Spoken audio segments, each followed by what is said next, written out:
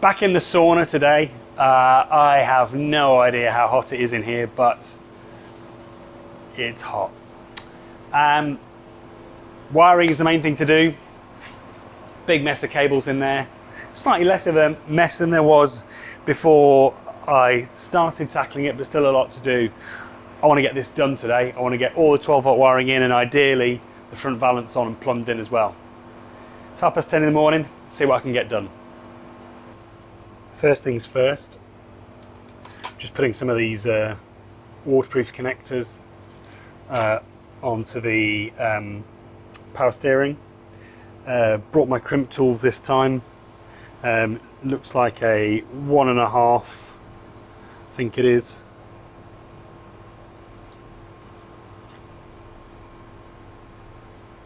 A 1 mil is perfect for these. Get a nice crimp on there, so you can get focus on that, and a good grip on the wire. So get that plug on, do the same on the other side and run some cables through. This one's going to get a bit tight. We're going to be running a lot more cables through here than we were before, because I've obviously stripped a lot out of running over the bridge over the top. So first ones will be power steering. So we've got our pass connections all done. You need 2 wires. The black one goes live when the ignition turns on. Blue and white, you need to go to 12 volts when the engine goes to run, and then your steering pot will spool up quite quickly. Doesn't make it any quieter, but it does spool up in the right order. Next up is our brake booster. So I've got this sensor here, which you can technically, it's technically got the current handling capability, I believe, for the UP38, I think it is, pump. But I've put a relay in anyway, just to give it a bit of extra current handling capability. So this plug goes into the our pump, and then you've got earth, ground, 12 volts going off to here, and then these connectors, I've had to sort of bodge these slightly because they're non-standard spade sizes, or rather they're not non-standard, they're smaller spades on the sensor. These 2 connections will go to the normally open connection on the sensor and the COM connection sensor, so that's just a tap from 12 volts, so that when the sensor senses the appropriate pressure, it should in theory trigger the brake booster. Unless I've bought, entirely the wrong sensor, or it needs some sort of setting up that I haven't done. We shall find out. That's now installed. We've got our relay mounted on a little bracket there. Got our plug in. I'll probably rearrange those wires slightly, and I'm going to wrap some of this as well when it's all in and I know what I'm doing. Next up, let's get our resolver connected up. That means pinning a new 3D printed plug, which just uses normal DuPont connectors, and that's obviously got to run up to, it runs exclusively up to the amp seal. So we'll take off the old one, probably trim it off up here, and splice into there, leaving enough wire so that when we redo the amp seal, we can just trim off and repin, or rather pin the new amp seal, because I don't fancy repinning this thing. It was bad enough the first time. I have a few cable options when it comes to the resolver. In the past I've used this LI YCY 7 core, which is shielded. I've also got some shielded 6 core, and if we're going to go really bonkers, some 12 core. I think that's unshielded though. This is my printout of the pinout from the Open Inverter forums for the resolver and temperature sensors on this motor. There's 2 not used connections, 14 pins, so 12 would do it. So I could run them all through here. It's not very far, but I think that cable would be quite stiff and quite awkward, and actually I wish I hadn't used that stuff for the connections into the cabin, for example. So the 12 core's out. The 6 core's nice and flexible, but there's really 7 connections for the resolver and 4 for the temperature sensor. So yeah, 7 connections for resolver, 4 for temperature sensors. So I mean I could run ground through the shielding, I suppose. That would be quite neat. That's one option.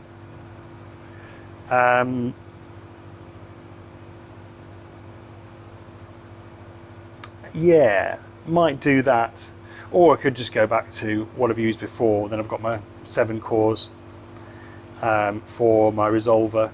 I know that it works, and then just run 4 extra lines for the temperature sensors, or rather 2 for the temperature sensor. It's a good point actually. Do I need both temperature sensors? Because I can only run 1 into the inverter. Might as well not actually wire up the second temperature sensor, which only gives me 9 cables. So use my LIYCY from a resolver, and then maybe just run a bit of twisted pair for neatness for the temperature sensor. There we go, resolver in. Still going to put some heat shrink over it. That was not easy. I ended up going with the 6 core because what I'd forgotten was this is actually twisted pair. It's 3 twisted pairs plus a shielding wire and a foil shield as well, that I bought specifically for hooking up resolvers. Unfortunately, even these, whatever they are, they're smaller than 0.75mm. They're maybe 22 LEDs, something like that. Anyway, even these wires are too big to really go into a DuPont connector, or DuPont crimp certainly. So it's very hard to get a good crimp on that. If it doesn't work out, what I might have to do is run some short wires off the ends of these into an adapter so I can get a really good crimp on the end, and then run this shielded for the rest of it. But I'm going to stick some heat shrink over that to seal it all up and give it a bit of strain relief, and then pop that in and hook up the other end. A little bit of testing before I go any further. Just been putting a multimeter on all of the ends of the connections, checking that I've got resistance across the, not an open circuit, across the temperature sensor, sine, cos and exciter. And yet they're all pretty much within range of expectation based on the open inverter forum, so that's good news. I was a bit nervous about what I was going to get out of those connections down there, but they all seem to have made properly. And yeah, we can go ahead and cut off the old resolver connector and put the new connections on. Realised that I've not actually got the right size heat shrink to be soldering up connections into that amp seal. So I've sorted out the last bits of high voltage wiring instead. Well, not the last bits, still got to hook the charger up. But in terms of drive, sorted out the last bits. I'll probably run some, I need to get some thinner cable actually for this, to run probably into the inverter. I think that might be the neatest thing, just to run a loop around there and into the inverter. One for the, and then we can do the same for the heater as well. Just keep this nice and neat. Absolutely wilting in the heat, so probably going to have to call it a day there. Can't remember if I'd already hooked up the pump, the water pump, but I have somewhere. Again, I need the right size heat shrink, but there is a plug there for the water pump as well. So still to do, rest of the amp seal, temperature sensors and resolver. Hook up the charger, Got to do all my earths, all my ground wires. CAN bus. And then finally get to the plumbing.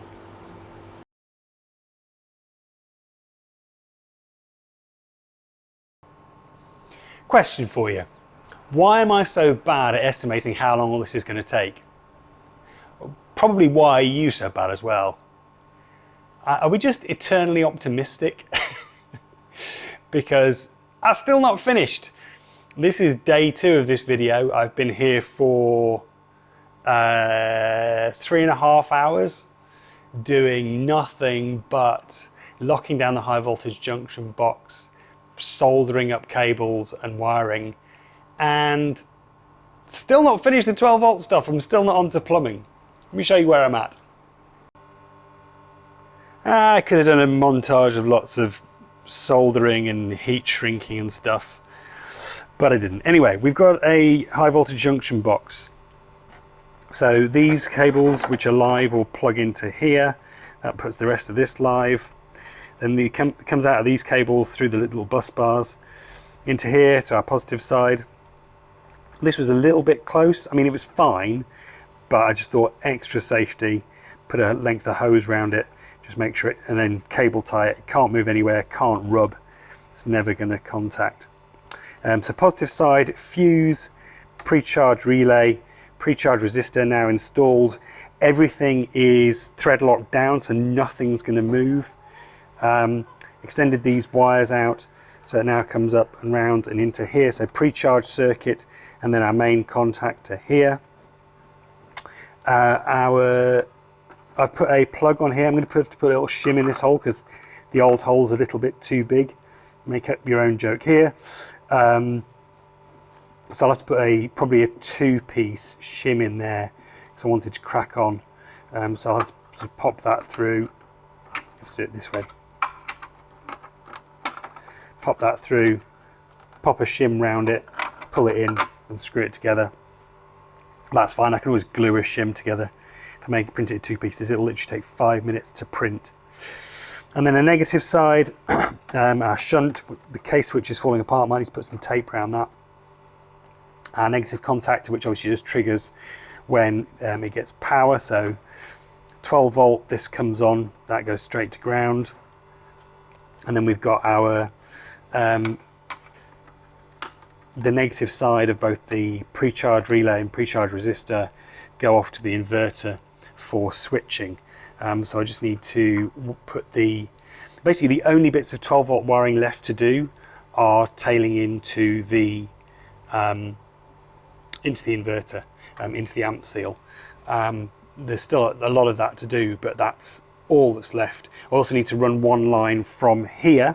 So we're using the sense lines on the main contactor to run to here, which is the trigger connection for our charge resistor. So sort of our, this is, relay that says contactors are closed, therefore you can turn on DC to DC, turn on cooling, etc. when the contactors are closed, a turn on heating if needs be, but don't do it before then. So those can only turn on once the contactors are closed, and that just avoids, you know, any silliness. It avoids me blowing up any more pre-charge resistors. That's the theory anyway. We also need to hook up, I mean there's some other bits we do need to hook up. We've got our, no, I'm not going to show you that mess. Our sense line for the charger connection, so that will automatically turn that on when the charge is plugged in, but we'll do that when the charge port goes on. Still going to hook up our BMS, so I'm probably going to put another grommet on here, another little gland on here, run that cable out. I'll also run these cables, the sense lines for the and maybe the control lines for these contactors out here as well. I just wanted to keep this one really simple for now, just to get myself up and running again before I start thinking about upgrades. And I can always run another connection. I could always run drill another hole, put another one over there, or use this existing hole, run some connections out of here to drive these contactors. Just keep it really simple for the time being. So, still not driving, still not even finished plumbing, still not got it back on its wheels. But I feel like I've done a lot, just, you know, never as much as you hope. So, next video, I'm not going to make any promises beyond hooking up the amp seal. If we can get the amp seal hooked up, then we can start testing things and see whether this car's actually going to run. And that'll be exciting. Anything beyond that is a bonus, but busy week next week. Maybe only going to get here for half a day at best. I'm not sure how I'll knock out 2 videos and stick to that schedule. We shall see. So thanks for watching. Hope you enjoyed that. Sorry I'm not on the road yet. I'll get there soon. Bye bye.